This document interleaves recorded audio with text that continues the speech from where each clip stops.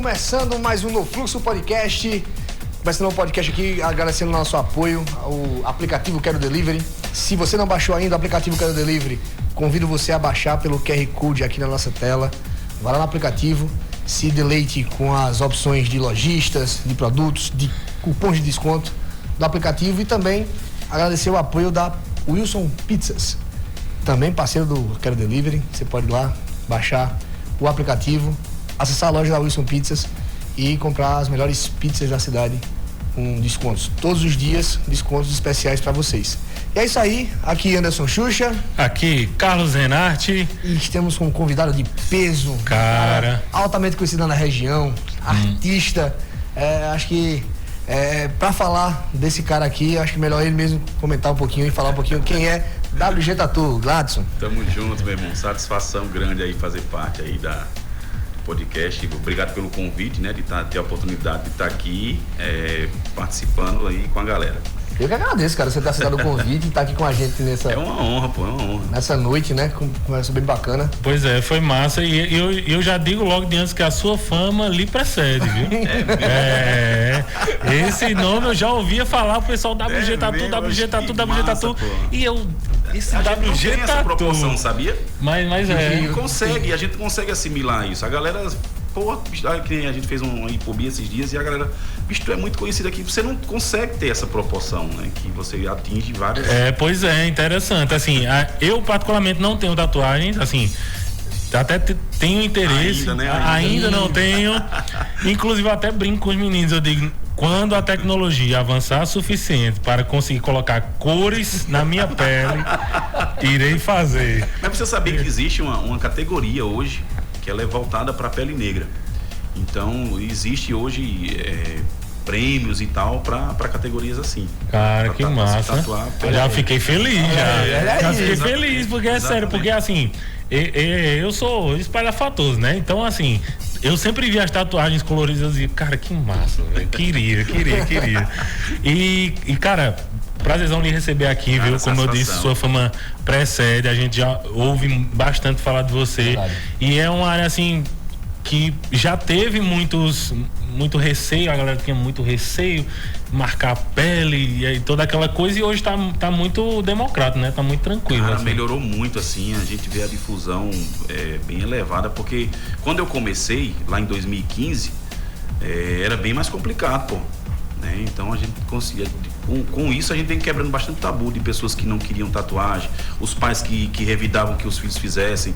Hoje a gente conseguiu tatuar esses pais, então a gente vê que realmente está se abrindo um leque da veracidade, porque na verdade o que é que acontece? Antigamente, infelizmente, a tatuagem era vista como algo que só marginal tinha, algo negativo. Era, né? Algo muito negativo. Hoje não, hoje ela conseguiu uma inversão, né, de que realmente é se tratada como uma arte viva. Então isso talvez seja um ponto-chave assim da alavancada, né, da tatuagem no mundo, caso, a sociedade entender enquanto arte, né? Exatamente. E hoje muitos profissionais vêm se especializando e fazendo cursos. Então hoje se tornou uma profissão que inclusive cresce a cada dia, entendeu? Cara, e assim, a minha ideia que eu tenho do tatuador é o cara que desenha top, né? Aquele cara da infância que faz os desenhos assim que todo mundo fica, porra! E contigo foi assim, realmente, assim? Foi. Na tua infância já era desenhando legal já? Eu sempre desenhei, inclusive eu sempre me identifiquei como um artista plástico, né? Hoje eu vejo quadros assim, eu me identifico muito porque eu pintei muito. Sério? Cara, eu tenho muitas telas, tenho tela espalhada pro exterior, então eu pintei bastante, eu fiz muita arte. Nossa. Né? E com isso agregou valor para que eu viesse para tatuagem, né? Que é meio que distinto, porém tem a mesma linha de você usar um pigmento, uma cor, saber como usar uma profundidade, uma iluminação, que isso vem do desenho. Embora existam tatuadores hoje que não sabem desenhar. É até interessante dizer isso, né? Cara, eu ficaria com receiozinho. Porque hoje o decalque ajuda muito, né? Então esses tatuadores geralmente são tatuadores que fazem mais linhas, traços. Sim. Não tem uma percepção maior para um desenho, a ideia para um do realismo. realmente, né? Exatamente. Mas tem. Cara, eu ficaria receoso, viu?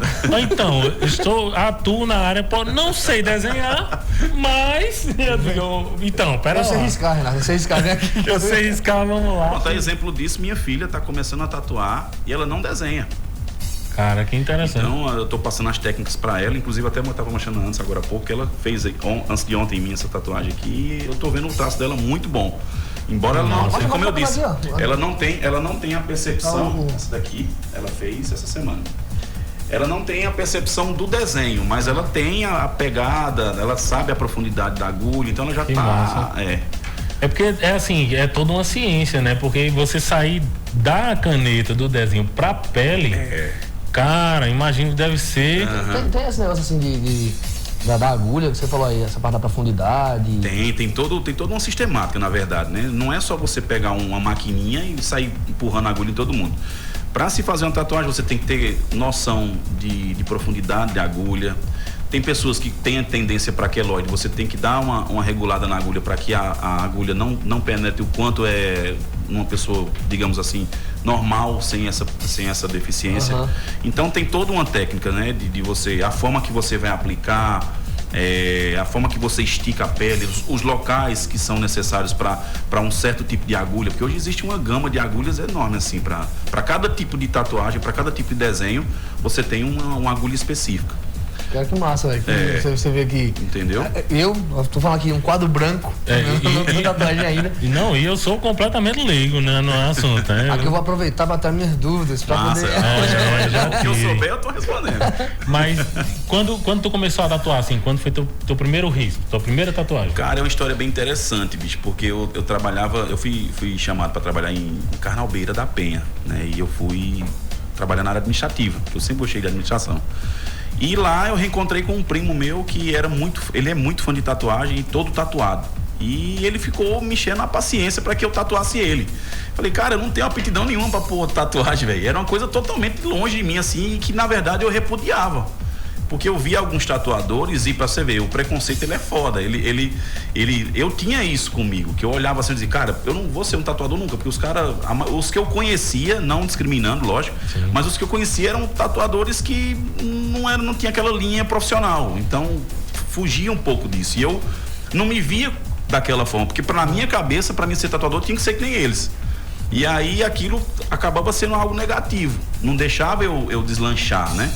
Mas aí o Juninho, de tanto insistir, eu comecei a pesquisar, comecei a estudar a questão para poder, né, tá atuando como tatuador. E aí, cara, me reencontrei, porque depois que eu comecei a estudar, ver a parte teórica, a parte de biossegurança, né, toda essa parte, eu entrei no mundo, cara, e a primeira tatuagem foi nele. Aí eu fiz uma carpa enorme no antebraço dele. E já começou grandão. Durou umas 12 horas isso, mas ficou muito massa.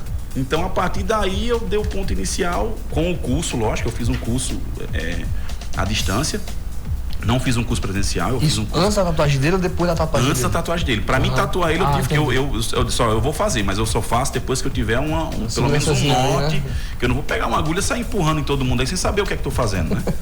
Então eu tive que me preparar primeiramente para ter essa consciência do que fazer, de como fazer, para não ter nenhum tipo de problema. Porque na minha cabeça, eu via que a tatuagem era algo que eu ia proporcionar dor em alguém. Então eu tinha que ver a melhor maneira para que isso não acontecesse. Porque imagina, eu tô tatuando a pessoa gritando, eu não para essa porra porque não tá dando errado. Tá dando errado. Então tem toda uma questão de você saber realmente o que tá fazendo. E aí deu certo e ele foi minha cobaia, digamos assim.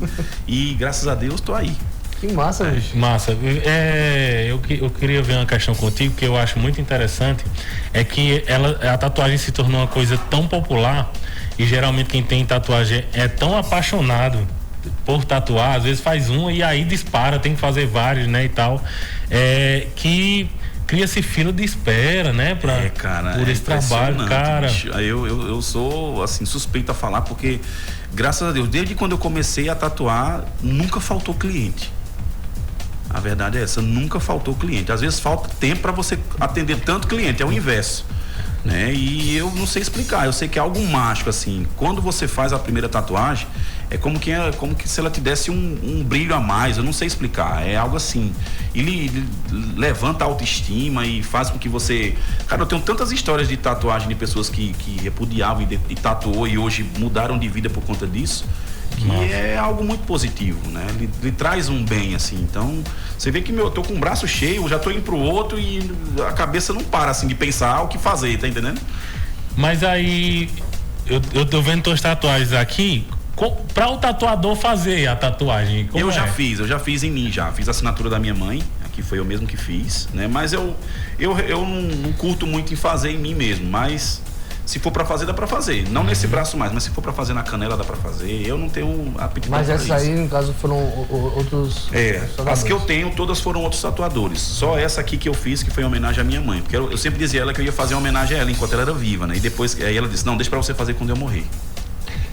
Interessante, a cabeça dela é assim, deixa pra você fazer quando eu morrer. E aí, quando ela faleceu, eu fiz a assinatura dela, que eu amava a letra da minha mãe, assim, eu achava a caligrafia dela muito bonita, muito bonita. Então, eu peguei e fiz e interessante que eu, quando tava fazendo, não senti nem sequer um pingo de dor, cara. Eu acho que pela emoção e tudo, eu acabei não sentindo nada, tanto que às vezes eu olhava pra ver se realmente tava pigmentando, porque eu não tava sentindo nada, cara. É interessante, Nath, que aqui em off eu tava falando com ele ali na recepção e eu tava dizendo assim que eu quero fazer uma tatuagem, já tá decidido, eu vou fazer a tatuagem. Aí sim. Estou só esperando um momento, porque o momento depende de um outro rapaz, é meu filho, aprender a assinar o nome dele. Já decidi que vai ser isso aqui. Vai ser a primeira, não sei se vão vir outras. Com certeza. Vai ficar só, depois vai vir uma foto, vai vir Cara, assim, é interessante porque geralmente cria-se uma polêmica de quem não tem tatuagem com quem tem tatuagem. Aqui vocês viram a nossa maravilhosa Duda passando aqui, né? Nosso backstage, tá ali o Manuel também, nosso backstage. Mas você vê essa coisa da tatuagem que a maioria das vezes, ou até não, é ligado a um significado. Então, assim, geralmente, quem vê a tatuagem, eu, pelo menos há um tempo atrás, eu pensava o seguinte: se a pessoa tá fazendo uma tatuagem, ela tá fazendo a tatuagem para mostrar para as outras pessoas. Porque se fosse para ela desenhava em casa e guardava lá. Eu pensava assim, né? E às vezes você chega em pessoas e diz, essa tatuagem tem significado? Não, eu gostei e fiz. E eu acho interessante, assim, é natural tatuagens com significado ou geralmente a maioria não tem muito isso, assim? Então, a gente até comentou isso lá fora. Eu costumo dizer assim que a tatuagem ela ganhou uma proporção tão grande que não é que ela se tornou banal no sentido de você ter alguma coisa na pele para dizer que tem uma tatuagem, mas a maioria das pessoas vão com o intuito de simbolizar algo, uma perca de um ente querido ou um filho que nasceu, como é o seu caso com relação à assinatura, enfim. Mas existem esses dois âmbitos, assim, porque umas pessoas querem fazer para simbolizar algo. Por exemplo, meu braço esquerdo, todas as tatuagens que eu tenho é simbolizando algo na minha vida, né? E já o braço direito, eu estava comentando com o Anderson lá, ele é um braço que eu estou fazendo os desenhos aleatórios, mas não deixa de ter um significado, que é justamente o amor pelo motociclismo. Então, acaba que tendo uma simbologia. Existem pessoas, como você falou, que fazem tatuagens escondidas, que ninguém sabe que ela tem, mas ela sabe. Então ela fez com aquele intuito, como por exemplo o nome de namorados, que é bem comum acontecer. Polêmico, é muito polêmico. Entendeu? Você deve ter algumas histórias, né, sobre essa questão. Nossa, tem várias, cara, várias. Já conta uma. Já pode contar, fica à vontade. Tem bastante. Contar. Geralmente quando isso acontece, quando a gente pega orçamento para fazer nomes, né? A gente pergunta quanto tempo tem e tal, e geralmente a gente aconselha a não fazer. Você tem certeza que você quer fazer isso? Eu mesmo aconselho a não fazer, porque é de praxe, cara, é danado pra acontecer de ter que cobrir. Alguém já vem com, tipo assim, o plano B, tipo, ó, você vai botar o nome dela aqui, mas se der errado, já vai aqui. Esse aí é o carro-chefe. É tanto que geralmente isso acontece a gente faz uma tatuagem bem pequenininha, bem discreta, porque fica mais fácil de cobrir, né? Posteriormente. Então, até mesmo de apagar, se for o caso, de remover a tatuagem, que hoje tem a técnica, a laser, que remove, né? Eu tenho um amigo meu, uma amiga, na verdade, contou a história, que uma pessoa fez uma tatuagem em homenagem a ela, depois de terminado. Aí a pessoa chegou, pra que eu fiz tatu? Tu não faz isso não. Aí, beleza. Aí ela vai ver isso aqui, ela vai lembrar, não vou citar nomes certinho. Mas ela vai saber quem é ela. Vai saber quem é ela, mas pior que a tatuagem, eu vou dizer aqui. Ele fez o nome da pessoa e Isabela, né? Aí ele tava só como Bela. Aí terminaram e não deu certo, não aconteceu não voltar. Uhum. E ela me contando, me acabei de rir com isso aqui, eu tenho que contar. Aí disse, e aí como é que ele resolveu? Não, ele botou lá, a vida é bela. Aproveitou, né, cara? Né? Cara, tem um fato interessante com relação a isso. Tem pessoas que colocam o nome do namorado e quando terminam, adotam pets. Cara, tem essas histórias. A justificativa do pet. Esse nome não é do meu cachorro, não, é do meu gato. Então, cara, é muito louco isso, velho. Cara, assim, beleza, Bela vai. É muita criatividade, né? Não demais. O miserável é um gênio. O miserável é um gênio. Não, e assim, é interessante, antes inclusive deu a dica aí do 1 milhão pra vocês ficarem atentos, que é a questão de Isabela e pro Bela. Porque se você pega, por exemplo, deixa eu ver um nome aqui. Só o que vai vir, quer ver? Jossi Creuza. Se pega um Jossi Creuza, fazer uma taxa preta. É um código de barra. Vai dar um trabalho. Cara, cara, é bem complicado essas coisas. E a gente sempre aconselha a não fazer. A gente sempre pede. E é danado pra acontecer. Às vezes voltam, fazem comigo mesmo a cobertura, outras vezes não voltam com vergonha, fazem com outros tatuadores, mas é muito complicado. Eu acho que uma coisa dessa você tem que realmente pensar bem, ter uma história por trás de tudo isso, né? Uma história que seja envolvendo filhos ou até mesmo, não sei, mas não fazer por fazer, né? Acontece muito, cara, a pessoa conheceu a outra, com 15 dias quer fazer o nome pra poder mostrar que gosta, pra poder, cara, a tatuagem é pra toda a vida, velho, ela não sai. Emocionado. Entendeu? Então você tem que realmente ter essa concepção de que é algo que não vai ser fácil pra tirar. Então pensem bem direitinho antes de fazerem isso, vocês que estão ouvindo aí. Não faça assim a. Eu sempre aconselho fazer algo que simbolize, porque às vezes um relacionamento ele começa, ou um exemplo, numa mesa de um bar, ou até mesmo num, sei lá, como a gente mora no sertão, não tem cinema, essas coisas, mas. Atualmente, vamos botar aqui no Tinder, um aplicativo de relacionamento. Entendeu? Faz algo que simbolize o início de vocês, mas o nome é muito taxativo, eu acho. Eu vou dar uma dica aí pra Fernandinho. Nosso parceiro Fernando, né? Hoje ele é casado, conheceu a digníssima dele no Tinder, fazer um foguinho na. Sugestivo, simbolizar. Aí, Fernando. A chama da paixão deles dois, ó. Fica a dica, negão. E um Tzinho, né? E um Tzinho. Do foguinho. A logomarca do cara, aplicativo. Pode Se essa moda pega. Imagina. Cara, mas tu comentou aí que beleza, o cara chega, faz aquele poder de convencimento, mas já teve o cara que, tipo, fez e depois chegou lá e, cara, dá um jeito de apagar aí, assim, bem recente, assim. Cara, tatuou, chegou em casa e disse, ih, cara, não. Aconteceu com uma menina de Floresta, isso. Eu atendo lá também, e ela fez a tatuagem. O namorado dela estava viajando e ela fez a tatuagem para quando ele chegasse, ele visse o nome e tal, e ela fez na região pélvica. E no dia seguinte ela ligou para mim chorando, agoniada, porque queria fazer uma cobertura e porque não deu certo, ele não gostou e brigaram e terminaram. Caramba. Falei, caramba, velho. E aí eu falei, vai ter que esperar cicatrizar, cara, porque não tem como eu mexer agora. Se eu mexer agora, você pode ter uma inflamação, pode ter uma queloide. Então, aí ela, não, eu tenho que remover, eu tenho que fazer alguma coisa, eu não quero mais esse nome em mim e tal. E eu fiz de tudo pra ela não fazer, cara. Acredita, parece que eu tava adivinhando, pô. Eu cheguei até a dizer ela que talvez tenha sido um pouquinho da minha negatividade lá que deu problema. Já tava tatuando, Mas o cara ficou pé da vida com ela, cara. E com isso terminaram o relacionamento. Caramba. E ela queria cobrir o nome no outro dia. Então, é por isso que eu falo, é muito delicado isso, né? Você tem que ter realmente, assim, um contexto por toda uma história para poder realmente firmar um negócio desse. A segurança de, isso que eu quero. Por exemplo, a minha segurança de falar pra ela aqui, eu vou fazer a tatuagem, eu já sei o que eu quero, eu já consigo, assim, imaginar nem escreve ainda. A forma que ele vai fazer. Nem escreve ainda, mas eu já imagino que a letra vai ser assim, e já tô ligado, assim, no braço esquerdo. Massa, tá vendo? Já tá muita coisa encaminhada. E nesse processo de que tu era artista plástico e tal, pra fazer a transição pra tatuagem, como foi o apoio da família, assim? Nossa, cara, aí foi um choque, porque foi tranquilo? Não. A minha ex-esposa, inclusive a nossa separação foi devido a isso. Para ser mais preciso. Porque assim, ela sempre me taxou como namorador, essas coisas e tal.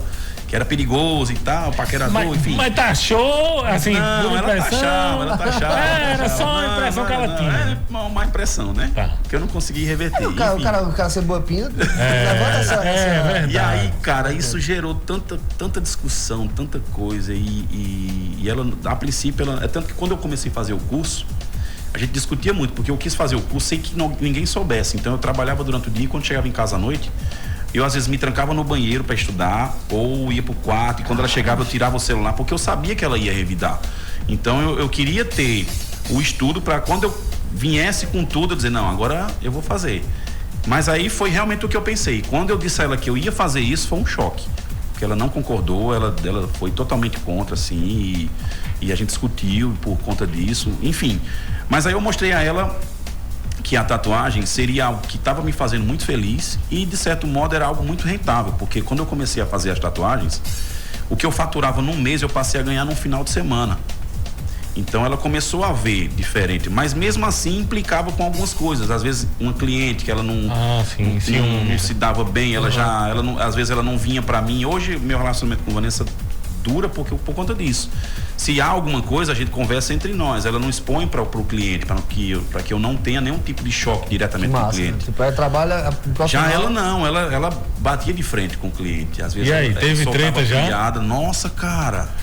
Então é muito complicado, velho. Eu tô tentando me concentrar aqui. Pô, e aí minha mãe também, na época, ela não aceitou assim de cara, porque ela viu que era... Como eu disse, a gente tinha a imagem de que o tatuador era algo, né?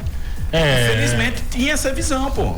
Eu não posso negar. A imagem, né? Eu mesmo tinha isso. Inclusive, quando eu fui fazer minha primeira tatuagem, eu voltei do estúdio porque eu vi o cara muito louco. O cara tava muito fora do normal, se é que vocês me entendem, entendeu? Sim. Então eu falei, pô, não vou fazer uma tatuagem com um cara nessa maneira, porque não vai ficar legal. E voltei, não fiz a tatuagem. E aquilo ficou na minha cabeça. Eu falei, pô, o cara ser tatuador precisa estar assim, velho. Porque impacta, né? Dúvida, né? E aí, na minha ótica, eu teria que ser basicamente aquilo. E eu era um cara que eu gostava muito de andar social, eu gostava de um sapato social. É aquela ideia, tipo assim, né? Tipo, eu não sou, mas, rapaz, se eu for, será que eu vou ser corrompido? Entendeu? Pra esse lado, né? Tá entendendo? É igual ser político, cara. Você às vezes você tem uma ideia massa de que quando entrar vai fazer isso, faz aquilo. Quando você chega lá dentro, cara, é totalmente diferente. Você acaba entrando na onda e acaba o sistema pressiona você se colocar. E pressiona a maneira que você acaba perdendo totalmente a sua conduta, né? Digamos assim. E gerou isso. Meu pai, então, nossa, velho. Meu pai, quando viu minha primeira tatuagem, meu irmão, ficou louco, pô. E aí gerou esse choque, mas aí eu comecei a mostrar a eles que era algo profissional. A forma que eu comecei atuando já foi uma forma legal. Que eu já fui montando uma agenda, já fui divulgando, já fui atendendo meus clientes de forma bem bacana, bem extrovertida, dando resultado e tendo um retorno financeiro bom. Então isso começou a mexer ali e dizer, rapaz, realmente é diferente. Não é como a gente pensava. Que até eu tinha essa concepção, né? E aí o que chocou um pouco, minha mãe dizia, rapaz, tu vai mudar teu jeito de se vestir, eu acho tão lindo o jeito que tu se veste. E aí comecei a usar short, tênis e tal, que eu era mais social, né? E aí termina gerando um impacto com relação a isso, porque eu já tinha, na época, 38 anos. Então já era bem maduro, assim, com relação a estar iniciando uma nova profissão, né? E gerou o choque, né? Minhas filhas também ficaram meio assustadas, mas eu mostrei a elas que é viável fazer, por mais que qualquer profissão que seja, se você fizer com bastante ética profissional, ela vai dar certo e vai ter um respaldo, né? E é tanto que as pessoas que estão iniciando hoje, que a gente dá muito apoio, a gente sempre coloca isso, ó, tenham ética profissional, independente do que seja. Até um catador de lixo, um gari, se ele tiver uma ética profissional, ele vai ser respeitado onde ele chegar. Legal. E isso não vai mudar nada. Legal. Deixa eu me meter aqui um pouquinho. Sim, volta à vontade. Falando aí eu também tenho esse preconceito que ele tá falando aí. Eu lembro que quando eu fui fazer a tatuagem com ele, chegou um policial, e aí o policial chegou um pouco desapontado, vou dizer assim. Porque ele disse que estava em Petrolina e foi fazer uma tatuagem com um cara que ele falou o nome parecia ser famoso, não conheço. E aí, assim, que ficou decepcionado porque chegou lá, ele chegou fardado, estava sendo serviço. E um fedor daquela erva lá, e o cara tratando ele mal, os caras tudo estranho, tudo errado. Eles assim, bicho, eu não vou fazer aqui não. E pegou e saiu, e foi lá pra WG fazer lá.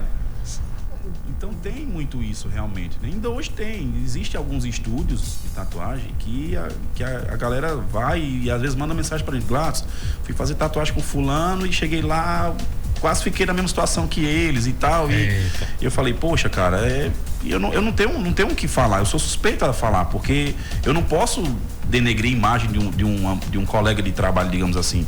Cada um escolhe o que acha que é melhor. Eu tô aqui, eu não faço uso, pode vir se você se sentir confortável e de boa, velho. E realmente tem muito isso. Você falou que começou em 2015, né? 2015, tá 21 de junho de 2015. Bem recente, né? Vai para 7 anos de trabalho. Mas até essa parte desse seu tempo de início, eu, por observar e ver, eu vejo que a ideia da profissionalização, e isso eu tô falando da nossa realidade e região, ela também é bem recente. Assim, eu não tenho conhecimento de outros profissionais com essa tua postura realmente de tratar como profissão, de se organizar enquanto estúdio, enquanto agenda, nas divulgações.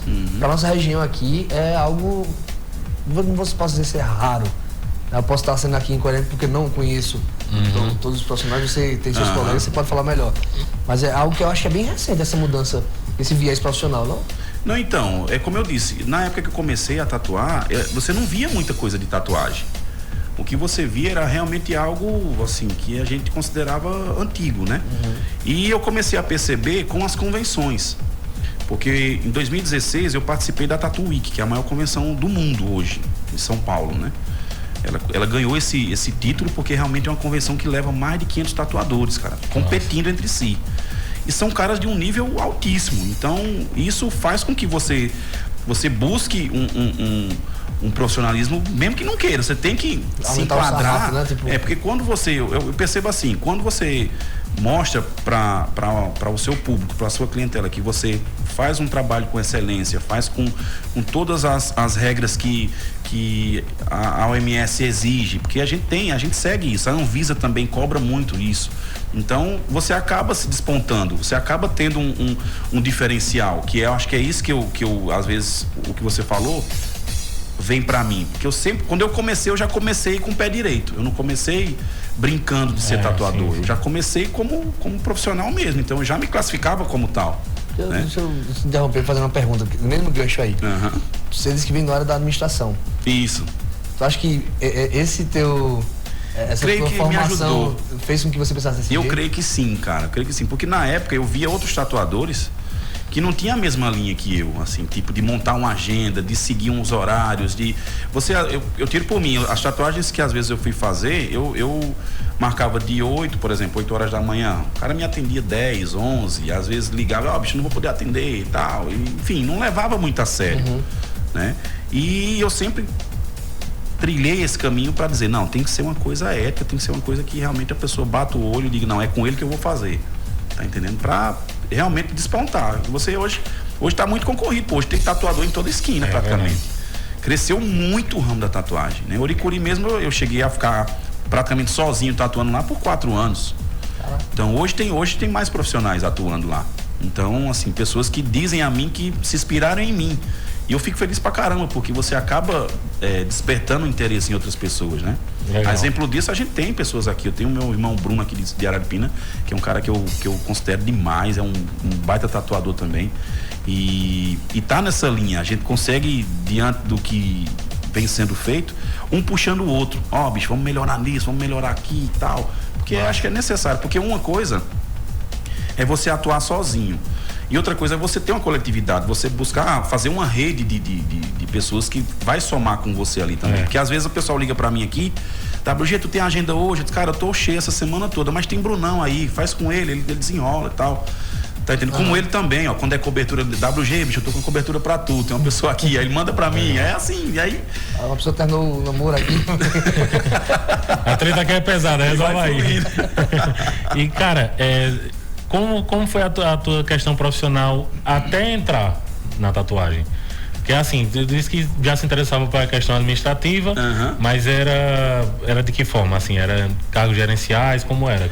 Eu tive vários. Você imaginar, cara, eu já fiz, cara. Eu sempre busquei coisas novas, eu sempre busquei e assim, eu sempre me dei bem nos setores que eu trabalhei e sempre tinha uma desenvoltura de chegar a ser líder, né?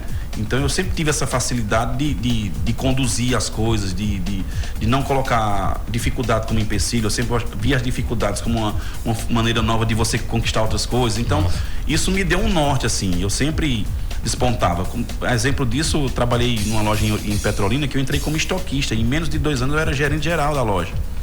Então isso mostra que a minha cabeça sempre girou assim. Trabalhei na mineradora São Jorge também, que hoje é a maior mineradora do Brasil, né, de gipsita. Legal. E eu entrei como auxiliar administrativo e com 3 anos que eu estava lá eu me tornei supervisor administrativo. Então aonde eu passei foi assim. Eu sempre busquei dar o meu melhor e fazer com que eu crescesse, né? Então eu acho que isso, eu trouxe muita bagagem da minha vida todo esse tempo pra tatuagem. Então eu acho que isso é um diferencial, porque eu fiz muita coisa, cara. Eu pintei helicóptero do Quarto Comado de São Paulo. Eu fui pra Interlagos pintar carro de corrida. Tudo isso eu tenho, cara. Tudo isso eu tenho no meu histórico. Caraca, então eu já fiz muita coisa assim que envolve tanto a arte como você saber diferenciar o que você é de verdade para o que você quer ser, tá entendendo? Então eu acho que isso me ajudou muito para estar onde eu tô. Cara, legal. Mas assim, tua base sempre foi Oricuri? Como foi aí? Não, para ser sincero, não. Eu nasci em Oricuri, né? Nasci em Oricuri. E meus pais, eu com 6 meses de idade, meus pais foram embora para São Paulo. Então eu tive toda a minha infância em São Paulo. Eu vivi em São Paulo até meus 12 anos, que foi quando meus pais se separaram. E aí nessa separação, eu fui morar em Presidente Prudente, que era a cidade que meu padrinho, que inclusive já foi padre de Oricuri por muitos anos, Padre Jesus, que já faleceu. E nós moramos com ele porque minha mãe ficou depressiva e a gente teve muitos problemas assim. Passamos fome e foi um negócio bem louco. E eu me refugiava nos desenhos. Foi aí que eu comecei a desenvolver meu desenho. Porque na minha cabeça eu tinha que fazer algo para me distrair. E eu só conseguia enxergar o desenho como distração. E foi onde eu desenvolvi o desenho, cara. Porque pra mim eu desenhava como qualquer outra criança. Só que a partir disso, as professoras diziam, cara, tu desenha demais, desenha isso aqui pra mim. Aí o outro dizia, pai, tu faz isso aqui pra mim. E eu comecei a desenvolver, enfim. E aí, depois que minha mãe ficou melhor, nós voltamos pra Oricuri. E quando nós voltamos pra Oricuri, houve um choque, porque meu avô não aceitou minha mãe em casa, por ela ser separada. Isso em 88, eu acho. Era muito natural. Meu avô, né, era muito bruto, cara. E ele não concordou com a separação da minha mãe. Ele disse, não, já que você saiu de casa casada, eu não quero você aqui solteira. E aí nós tivemos que se virar. Minha mãe foi alugar a casa e a gente foi ali. Quando foi em 91, com a dificuldade das escolas, porque como a gente passou a morar no povoado de Santa Rita, que é um distrito que tem 12 quilômetros de Oricuri, eu me vi aperreado, porque eu era louco para estudar e lá não tinha estudo. Então eu tinha que me locomover ou para Oricuri ou para Trindade, que era o mais próximo. E aí eu comprei uma bicicleta e ia de bicicleta para Oricuri estudar. Caramba! Que hoje eu vejo os alunos, cara, com carro na porta, com tudo e não querem estudar, cara. Qual idade cria de bicicleta? Nossa, na época eu tinha meus 16 anos, eu acho, 17 anos. Veja aí, gente. 15, 16 anos, uma coisa assim. Aquela trend do TikTok, como meus pais iam pra escola, né? Com a sacolinha aqui e pelo mato e não sei o que. É real, tá? É real. E aí eu passei uns perrengues durante o trajeto e minha mãe ficou com medo. Então eu acabei encostando a bicicleta e aí eu visei estudar em Trindade, porque existia o ônibus da faculdade que vinha pra Araripina. Eu falei, cara, eu vou pegar a banguela nesse ônibus. Só que aí não me aceitaram para vir no ônibus, porque eu não era aluno da faculdade aqui, eu era aluno de ensino médio. E aí eu ia pro posto, aí pegava carona nos caminhões, vinha para Trindade, estudava, quando terminava a aula, descia pro posto novamente, pegava carona e ia para Santa Rita. Então eu fiz isso 2 anos consecutivos assim. E aí eu resolvi ir para São Paulo. Falei, cara, o que eu tô fazendo aqui? Eu achava pequeno para mim. Eu falei, cara, se eu ficar aqui eu vou me perder. Que todos os meus amigos era só cana, era só bebedeira, era só farra, era isso, era aquilo. E na minha cabeça não era isso que eu queria. Eu queria algo melhor, tá entendendo? E aí eu resolvi ir para São Paulo. sem saber muito ao certo o que era, mas queria melhorar. Era o que eu pensava com relação ao meu crescimento, porque como eu era novo, eu dizia, rapaz, eu tenho que me mexer agora, porque mais tarde não vai dar para me mexer. Eu tenho que começar a fazer as coisas agora. E aí fui para São Paulo. E aí lá eu arrumei meu primeiro emprego de carteira assinada, que era fazendo desenhos de caixa de papelão moldada, milimetricamente assim, medidas, porque, por exemplo, o cara chegava com um copo desse aqui e dizia, eu quero uma caixa para 6 copos desse. Então eu tinha que criar uma caixa que coubesse 6 copos desses, que eu fechasse ela e ela ficasse num padrão. Então eu trabalhei 6 meses na FAPAP, que era uma fábrica de artefatos de papelão. E o cara ficou espantado, assim, porque o funcionário que ele tinha lá já era um funcionário velho e não tinha a precisão que eu tinha de fazer o desenho, de saber as medidas, porque eu sempre gostei de fazer maquete. Hoje você nem vê mais ninguém fazendo, mas eu vejo muito, cara. Não. Palito, eu não podia ver um palito que eu guardava para poder fazer uma igreja, fazer uma escola, fazer uma casa. Então tudo isso abriu minha mente para o que eu sou hoje, eu acho, né? E aí de lá de São Paulo eu fiquei até 96. E aí toquei em banda lá também, porque eu gostava muito de bateria, gosto muito de bateria. E acabei tocando numa banda lá também. Tive contato com os Mamonas na época, a gente fez a abertura pros Mamonas. Massa. Cara, tem um histórico muito massa, assim, pô. E aí voltei pro Nordeste. Aí quando eu voltei pro Nordeste, casei. Com 19 anos. Deixa eu dar um chute, a banda era de rock. Era. Mas eu não gosto de rock. Esse era. Era porque existia o pop rock e tal, era um misto assim, né? Aí já tinha um Legião ali. Exatamente. Assim, Naquela época era o Traje, era essa galera, né? Então a gente seguia essa linha também. Mas tinha na época um sertanejo também, que não nessa pegada de hoje, mas o sertanejo raizão. Chitãozinho Chororó. Então, exatamente. Então a gente tocava também. E aí eu comecei a ter atrito, porque meus pais começaram a achar que eu tava na vibe dos caras, porque muitos caras usavam muita coisa pra aguentar rojão e viajava bastante e tal, e acabei tendo atrito com meus pais. E aí por conta desse atrito eu vim embora. E aí nesse retorno para o Pernambuco foi onde eu me casei, 96. E aí constituí a família. Depois disso fui embora para Petrolina, fui trabalhar lá e foi onde eu me trabalhei na loja como estoquista, me tornei gerente, enfim, uma história. E aí de Petrolina fui morar em Belém de São Francisco. Caramba, gerenciar a loja de lá. Aí de Belém de São Francisco fui embora para Petrolândia. Aí foi onde eu tive um contato com rádio, eu fui diretor de rádio lá também. A gente tinha um programa também lá. E aí eu montei um bloco para fazer parte do Carnaval Fora de, porque o Carnaval de Petrolina era um carnaval explosivo, assim, cara. Ele trazia muitas atrações da Bahia. E por 3 anos eu montei esse bloco lá. E montei uma banda também, né? Consegui comprar os instrumentos, consegui montar uma banda, coloquei uma escola, eu pesquisei em Petrolina o que é que tinha para fazer, e como eu vi que não tinha escolinha particular, uma novidade. E a minha esposa é uma professora excelente assim, a gente colocou uma escolinha particular, então deu muito bom nesses 3 anos, né? E aí depois os empresários viram que era bom, colocaram escolinha com parquinho, com não sei o quê, e eu não tinha condições e acabei ficando para trás. Enfim. E de lá voltei para Auricuri e aí me ingressei no Caatinga, que é uma ONG, eu acho que vocês já ouviram falar muito. Foi onde eu aprendi muito também. E aí do Caatinga voltei para Santa Rita e aí consegui uma vaga na escola como professor, mesmo não tendo faculdade, mas cursando, né? Eu cursei educação física em Juazeiro da Bahia. Eu ia nos ônibus pegando carona. Cara, eu já ralei pra caramba, velho. Imagino.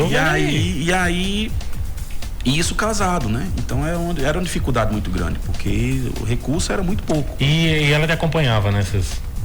Pra faculdade não, ela ficava. Eu ia pra faculdade e vinha, porque como tinha o transporte, ela não ia. Mas Belém. Essas mudanças de cidade. Foi, sim, Petrolina, né? Belém, Petrolândia, ela sempre me acompanhou. E aí acabei, diante desse interpédio todo, eu vim trabalhar em Trindade, que era na mineradora, e da mineradora eu fui pra Carnalbeira, que foi onde eu me encontrei na tatuagem. Caramba. Foi lá que eu me reencontrei. Eu digo me reencontrei porque ela já tinha entrado na minha vida há anos atrás, que Magno é um tatuador muito, assim, antigo, das antigas lá em Auricuri. Hoje eu não sei onde ele se encontra, eu já soube que ele estava passando por uma clínica de reabilitação por uso de drogas, enfim, que era justamente o tatuador que eu disse que eu fui fazer e cheguei lá e não dava. Mas eu gostava muito dos trabalhos dele, era um cara fantástico, assim, porque naquela época, pô, não tinha recurso. Ele mesmo soldava as agulhas, então era tatuador raiz mesmo. Era tipo um trabalho todo artesanal, desde as agulhas. De tudo, da confecção da máquina, que era uma máquina caseira, feita com bobina, você enrolava a bobina, o cara às vezes usava até colher, enfim, uma porrada de coisas. Aquele estilo presídio, né? Exatamente, estilo presídio. Mas ele fazia muito, é tanto que eu tenho clientes hoje ainda, que às vezes vai fazer tatuagem comigo, que tem tatuagem dele da época. E a tatuagem show, velho. Entendeu? Ele fazia na mão mesmo, né? Assim, então... Era um cara que me inspirou muito. Ele até na época me convidou pra tatuar com ele lá. Cara, tu desenha muito bem, me ajuda aqui. Eu falei, não, bicho, não dá pra mim não. Não dá não, porque eu via as coisas acontecendo e eu fiquei meio com receio. Mas eu queria muito reencontrar com esse cara. Pois é, velho. Cara, ele me inspirou de certo modo, né? Massa. Eu acho que entra muito essa coisa de você meio que se perder por todo o trabalho artístico ser muito abstrato, cara. Então, assim, você vê muita galera, atores, cantores, a galera da arte em si, artista plástico, que entram muito nessa vibe não, aqui é arte, eu não tô nem aí. Eu acho que tem essa linha mesmo, eu concordo. Tem uma linha muito emocional, né? A galera segue uma linha muito emocional e aí você meio que chegou com a razão no negócio, né? Você disse, peraí. Que eu acho que o diferencial que a gente percebe assim é justamente esse... Eu conheço, eu sei como é a parte, vou chamar de administrativa, tá? Aqui eu sei como é que funciona para poder dar certo, o que precisa, entender quem tá chegando aqui, saber que tá atrás de um profissional. Exatamente. Coisa séria. Que acaba sendo um diferencial, né? E eu acho que é isso que pra mim foi assim, né? Hoje você vê que a linha da tatuagem realmente, hoje se tem grandes profissionais, hoje são grandes estúdios. Hoje eu vejo tatuadores amigos meus que andam de Porsche. Anda de Lamborghini. Então são caras que tem estúdios fora do país, tem vários estúdios no Brasil e tem estúdios fora. Então é uma coisa altamente rentável e que se você trabalhar direitinho, há uma evolução, né? Cara, agora que tu falou em rentável, aí me veio aquela ideia e já apareceu aquele amigo que diz aí, tatua aí de graça, então, aquele descontão que sempre tem, né? Sempre tem aquele amigo mal. A gente tem que ter os amigos nessa hora. Né? Cara, eu quero fazer um estudo, vem cá. O Gleidson mesmo é uma pessoa que a gente considera, eu sempre considerei ele assim, eu chamo ele de minha tela, né? E até costumo dizer que ele hoje se prostituiu, que hoje todo cara quer fazer ele de tela. Todo cara quer usar a minha tela. Perdi minha tela, não tenho mais espaço pra mim, caramba. E a gente sempre, vem cá, eu tô com técnica nova pra aplicar, eu queria fazer uns testes, vamos fazer. E aí acaba fazendo, e ficando a tatuagem massa e tudo. E tem muito isso, né? Mas tem também aqueles que dizem assim, não, vamos fazer. Tem mal. Sempre tem aquele. Né? Eita, esqueci o cartão, amanhã eu venho passar, e aí vai. Eita, mas deve ter muitas histórias, viu? Eu quero sair um pouquinho eu vou deixar pra Renato fazer o gancho. Ele falou que ia comentar sobre isso aí. Saindo um pouquinho da tatuagem, indo pra uma questão mais da sua vida aí. Renato tá lá embaixo, Renato. Tá ali. Puxa aí essa Não, eu fiz o dever de casa, viu? Eu fiz o dever de casa direitinho. Eu posso ficar à vontade pra responder ou não, porque assim. Não, de boa. Eu acompanhei, fiz o deverzinho de casa e que história é essa de Big Brother Brasil que rolou aí? Louca, velho. Eu nunca comentei isso, porque assim. Foi exclusivo. Foi algo bem bacana, porque desde a primeira edição, na primeira edição eu mandei todo o material, e naquela época não se tinha a tecnologia que tinha hoje, era gravado com fita grande e tal. E eu mandei tudo, e aí em 2017 eu resolvi assistir no Big Brother a final, em casa com a família, a gente sempre gostou de assistir e tudo. E aí na final o Thiago falou que estava aberta as inscrições. Eu, no celular mesmo, mandei a inscrição. E aí eu falei, nunca que vai vir nada pra mim, né? E aí chegou um e-mail, com alguns dias depois. Eu fiquei até cismado, achando que era um spam. Mas aí me chamou a atenção, né? E aí quando eu abri, realmente eu vi a veracidade, porque tinha muita coisa assim que você via que era real, né? E aí eu fui respondendo e aí meses depois, resposta novamente, até que chegou um questionário de acho que umas 100 perguntas, eu acho. E esse questionário, antes de responder no e-mail, eles diziam, mantenha sigilo e algo assim, que eu não divulgasse. Não podia divulgar que não era para mim divulgar com ninguém. E aí, realmente, quando eu começava a responder, as perguntas iam sumindo, e eu, meu Deus, será que isso é real? E aí, no final, quando eu respondi todas as perguntas, apareceu uma mensagem dizendo que eu tinha que me apresentar, porque na época eu fiz a inscrição para Salvador.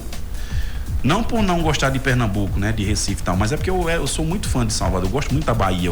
Você me vê, às vezes acha que eu sou roqueiro, mas não tenho nada de roqueiro. Eu tenho de pagodeiro. É do axé, do pagode. Eu gosto muito de pagodão mesmo, cara. Eu sou fãzão de pagodão. Foi você encontrou. Estamos em casa.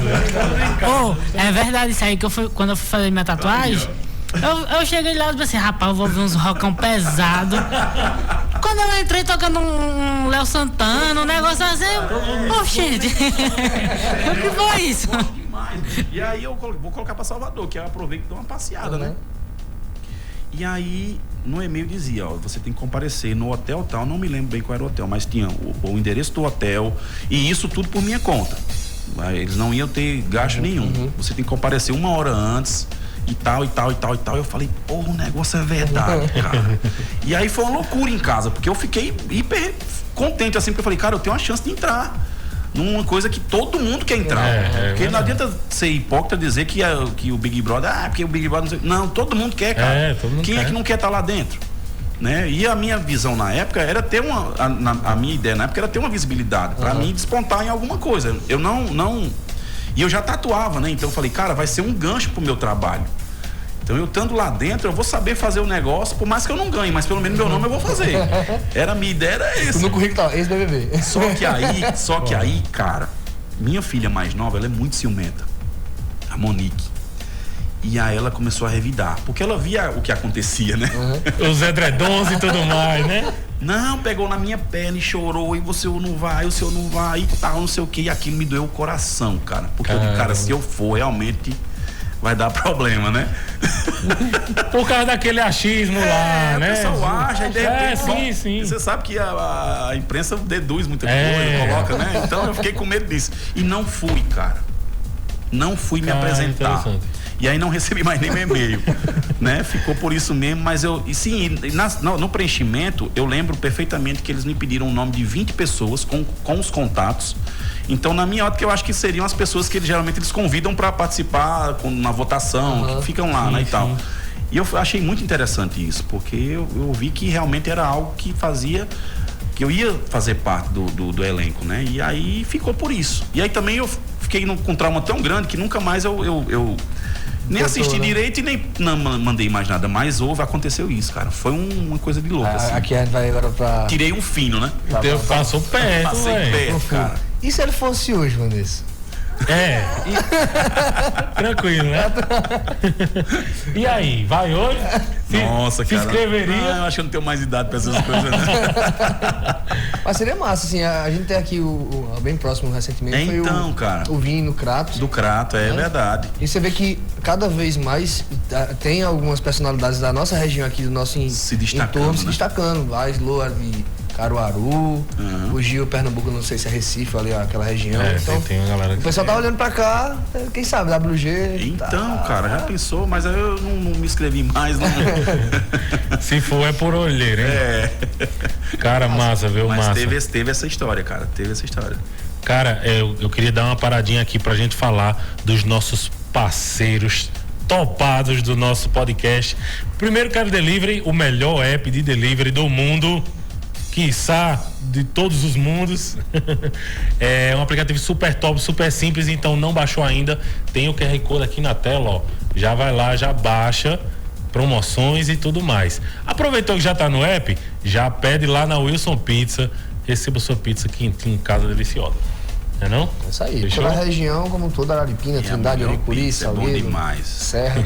É legal a gente falar dos nossos apoiadores, porque assim, esse podcast é uma ideia minha e de Renato, acho que um ano atrás, a gente teve essa ideia, até tentou gravar um episódio lá no escritório da gente, e ficou por isso e tal, e eu costumo dizer que tentar, depois que a gente já tá com o seu episódio, é o nono episódio do podcast. A gente começou agora no mês de março.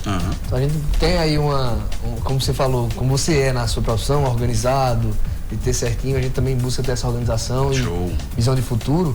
Lá na frente não é ser mais apoiar, pegar carona com o que já está funcionando. Então a gente é realmente grato ao aplicativo Quero Delivery, ao Wilson Pizzas também, por estar acreditando no projeto do nosso podcast e estar abraçando a ideia aqui junto com a gente.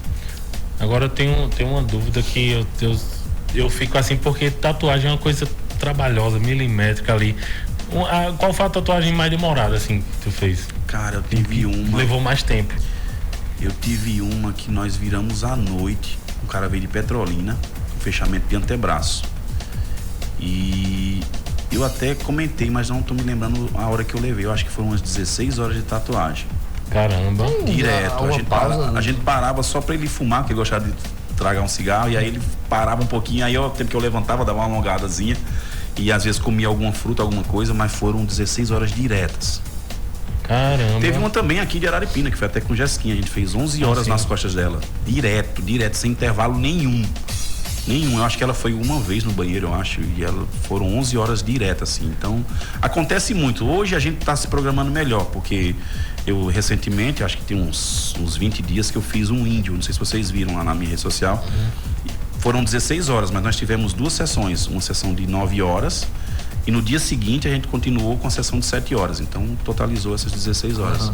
Mas foi o mais tempo assim, acho que foi essa, de 16 horas direto. E uma inusitada?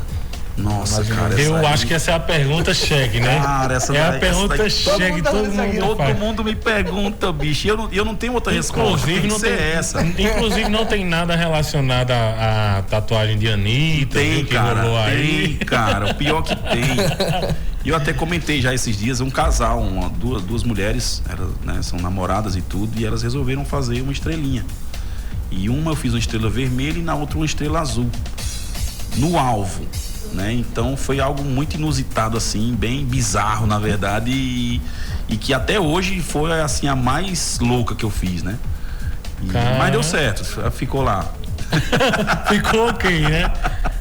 Mas assim, só pra nós, mas não vou comentar não comentem não, que essa onda de cancelamento aí, viu? Totalmente fértil essa minha, viu? Pois é. Mas assim, porque eu já vi uma modalidade de tatuagem que eu achei muito foda, assim, que é a tatuagem no olho.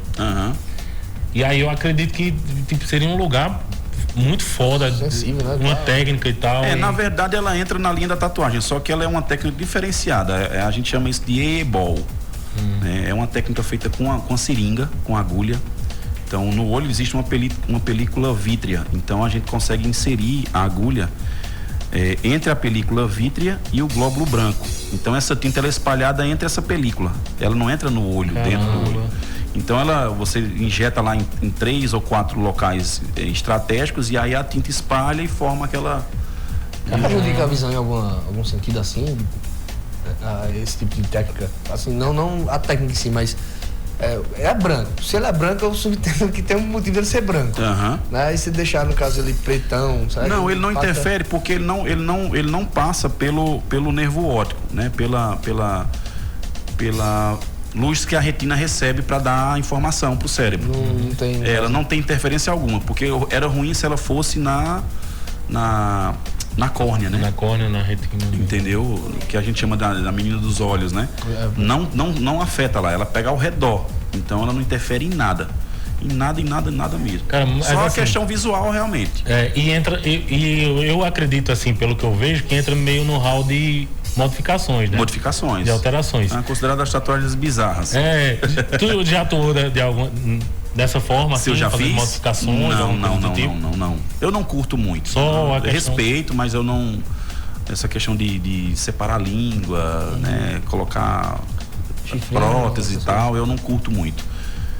Eu já vi fazendo, já em São Paulo mesmo, na Tatuí, que eu vi várias pessoas fazendo lá, cortando a língua, separando, bifurcando. Caramba. Punk. Muita coisa.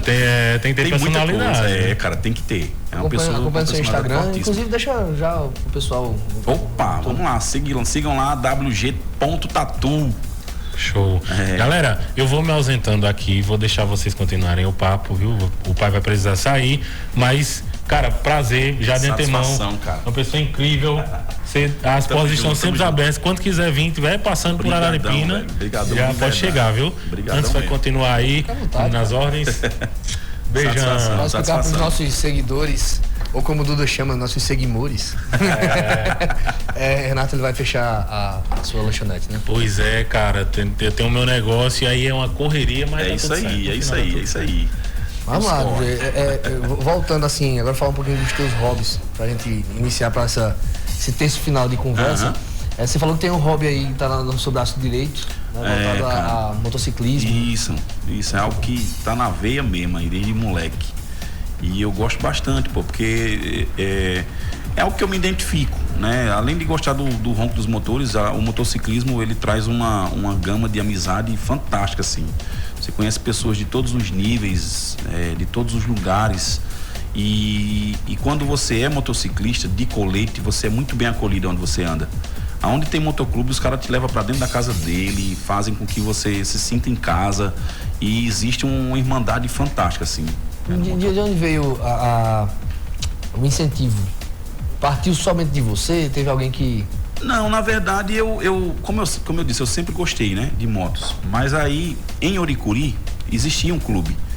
E aí, um dos membros do clube já foi meu colega de trabalho, e a gente já tinha uma afinidade de muitos anos, né? E aí eu comecei a cutucar. Cara, como é para entrar no clube e tal, aquele negócio todo. E aí ele foi me orientando, até que ele me apadrinhou no clube. Então, a partir daí eu ingressei, né? E aí, quando eu ingressei, eu tinha uma visão. E quando eu entrei, eu passei a ter outra. Aí foi que eu realmente amei, assim. Aí foi amor à primeira vista mesmo. E aí, passei a viajar com os caras, participar de eventos. E aí, cara, foi só alegria, né? Crescendo o leque de amizades, porque onde a gente passa, a gente deixa amizades com o motociclismo. E além de moto, algum outro hobby? Você falou que foi músico, então eu como músico que sou, eu posso dizer que hoje pra mim é um hobby, né? Eu gosto muito de bateria, cara. Não sei tocar muito, mas eu gosto bastante. Não sabe tocar muito, foi de banda, não sabe tocar muito. Não, eu vejo os caras tocando aí, às vezes dá um desânimo. Pô, os caras fazem umas viradas loucas aí que eu nunca vou fazer um negócio desse. Mas eu gosto demais, cara. Inclusive, de um ano pra cá, aí eu tive um choque muito grande, assim, porque a gente tinha uma banda chamada Banda Base. Inclusive nós nos apresentamos em Oricuri, Triunfo nos Motofests, Serra Talhada, a gente tinha praticamente contrato com os barzinhos lá, então a gente tocava muito pop rock, essas coisas. E meu primo Luiz Carlos, que cantava com a gente, infelizmente faleceu o ano passado. Então, isso pra mim foi um choque, tanto que depois que ele faleceu, minha bateria nunca mais montei. Então eu tenho uma bateria, tenho uns instrumentos, tenho um microfone, tenho tudo, e tá tudo guardado, porque acabei ficando meio que triste com isso, sabe? Porque toda vez que... tanto que se passar alguma música do repertório, cara, não tem como lembrar do cara. Mas é algo que eu gosto demais. A gente foi pra Senhor do Bonfim, né? E lá os caras sabem que eu gosto de tocar bateria, né? Que eu gosto de bateria. E aí os caras começaram, chama WG, ele sabe. Eu falei, pô, não faz isso comigo, cara. E aí os caras, não sei se foi pra me testar, se foi pra ver como era. Eu acabei indo, porque eu tive que ir. Eu fui na força, né? Fui à força mesmo, ou vai, não tinha outra terceira opção, não. E aí quando eu cheguei no cara que tava tocando, eu falei, cara, tu vai tocar o quê? Ele, senta lá. Fala, mas me fala o que é que tu vai... Não, senta lá. Eu falei, pô, me lasquei. Cara, lotado o evento, todo mundo olhando pra você ali. Eu falei, caramba, agora ferrou. Mas por sorte ele puxou um reggae. E aí o reggae é uma pegada massa de você. E aí fluiu, cara. Eu falei, graças a Deus, cara. E é isso, terminou juntando uma coisa com a outra, porque eu fui no evento do motociclismo e acabei tocando. Então, uniu as coisas. E é um hobby que eu gosto demais. Eu escuto muito bateristas. Eu sou fã do Paraíba Batera. É um cara que eu tenho um apreço enorme, porque o cara é muito bom. Como Carlinhos também, Papaléguas, que é desde pequeno, eu acho que a primeira vez que eu toquei na bateria foi na bateria dele. Então, assim, cara, é um hobby que eu não tô praticando, mas tá no meu coração e eu quero permanecer com isso, sabe? Eu tiro por mim, porque eu deixei de tocar, vamos dizer assim, profissionalmente em 2014. Em 2014 eu pendurei minhas palhetas. Não, vou tocar mais profissionalmente, e hoje em dia eu só pro hobby mesmo, brincar, um barzinho aqui e acolá comigo, mas sem essa questão de trabalho, de curso em cima, né? E é um hobby, é super bacana, música, demais, a moto acompanha também, né? Demais, e assim, eu sou da minha família, muitos são músicos, né? Então a gente tem uma linha de músicos na família grande, cara. Hoje meu primo Robinho, ele toca com a Gatinha Manhosa, ele é sanfoneiro da Gatinha Manhosa, um sanfoneiro extraordinário. Minha mãe era música, ela tocava sanfona, teclado, violão. Você colocasse pra ela, até a bateria ela tocava, cara. Então a gente tem essa linha musical na veia, né? Eu queria ter essa linha musical. Comentei em outros episódios aqui do podcast que eu sou o único da minha família. É mesmo, cara. Eu não conheço. Você vê, com isso... Se tiver alguém vendo aí esse episódio, né? E fala lá, tu passou seu parente e toca. Você vê que isso a geração tá seguindo. Minha filha mais velha, ela tanto toca bem como canta bem. Tá entendendo? Ela, inclusive na banda que eu tinha, ela tocava, cantava. Então massa. A gente tem essa afinidade com a música, né? Que massa, que massa. Pronto. Você já falou com relação a essa parte de família no apoio tatuagem e na música, no tempo da banda ali. Como é que foi a recepção do som músico? Foi melhor, foi bacana, porque como a família é de músicos, então soou bem, né? Houve alguns atritos porque a banda começou de um jeito, depois foi para outro, porque eu sou, como eu disse, eu sou muito organizado, então eu via muita coisa acontecendo e eu não concordava, então eu tinha que mexer nos pauzinhos para a coisa andar. E aí gerou um atrito aqui, um atrito ali, mas sempre numa linha boa, a gente sempre tentou fazer o melhor possível e a família sempre convidava a gente para tocar, para participar. Inclusive eu estou pensando seriamente no meu aniversário convidar, eu tenho umas primas que cantam muito bem também, convidá-las para vir, para o pessoal conhecer. Enfim, a família realmente, minha mãe gostava demais. Quando ela me via tocando, os olhos dela chegam a brilhar. Eu olhava ela de cima do palco assim, o olho brilhando, entendeu? Então, para isso a família meio que, né, já tava na linha, né? Na veia já, e aí fluiu bem, né? Massa. WG, a gente vai chegando aqui ao nosso horário, no nosso estúdio. Eu quero, de coração, agradecer você ter vindo aqui. Quero já reiterar um convite futuro. A gente, quando tem esse papo super bacana, a ideia do nosso podcast aqui é que a gente tenha essas pessoas vindo da nossa região. A ideia do podcast é realmente essa: trazer pessoas da nossa região para que o legado fique. Massa, e eu quero que você entenda que as portas estão abertas. Maravilha. Quero você outras vezes aqui para a gente continuar contando as histórias. A gente está indo agora, no mês de maio, para Fortaleza participar de uma convenção de tatuagens lá. E a gente está com um pró-time, Família Tatu, né? A gente está se organizando, trabalhando bastante, um puxando a orelha do outro para, com certeza, no retorno, se a gente trouxer umas premiações aí, a gente vai pedir um espaço para mostrar para a galera. Show de bola. Se tiver alguém do teu time também, e inclusive em off a gente vai combinar melhor, mas indicações aqui pra gente poder bater um papo com a galera de Uricuri, Bodocó. Show. Para outros episódios, já tem o pessoal de Bodocó convidado. A gente tá só vendo as datas para poder trazer aqui pro nosso podcast. Bacana. Vai ser uma honra, cara. Beleza? Tá sendo uma honra, né? Show de bola, velho. Ei, valeu, cara. Satisfação. Obrigado mesmo, de verdade. Valeu. E é isso aí, pessoal. Para encerrar, vou falar mais uma vez dos nossos patrocinadores, nossos apoiadores. O Quero Delivery, se você não baixou ainda, clica aqui no QR Code, vai lá, baixa o aplicativo, aproveita os Quero Descontos. Tem nosso parceiro da Wilson Pizzas, que também é parceiro do aplicativo Quero Delivery. Você pode lá encontrar as promoções todos os dias, promoções diferentes para vocês lá no aplicativo e também no nosso parceiro Wilson Pizzas. E é isso aí, vamos ficando aqui pro nosso 9º episódio. Agradecer a vocês que acompanharam e chegaram até aqui. Não se esquece de se inscrever no canal, deixa tua curtida, comentário. Coloca aí tua pergunta. Vou até deixar aqui aberto aqui que perguntar uma coisa para WG. A gente vai printar, vai falar com ele, vai responder. Vamos lá, mas ele vai responder o comentário no YouTube. Tamo junto. Valeu, tamo junto. Valeu.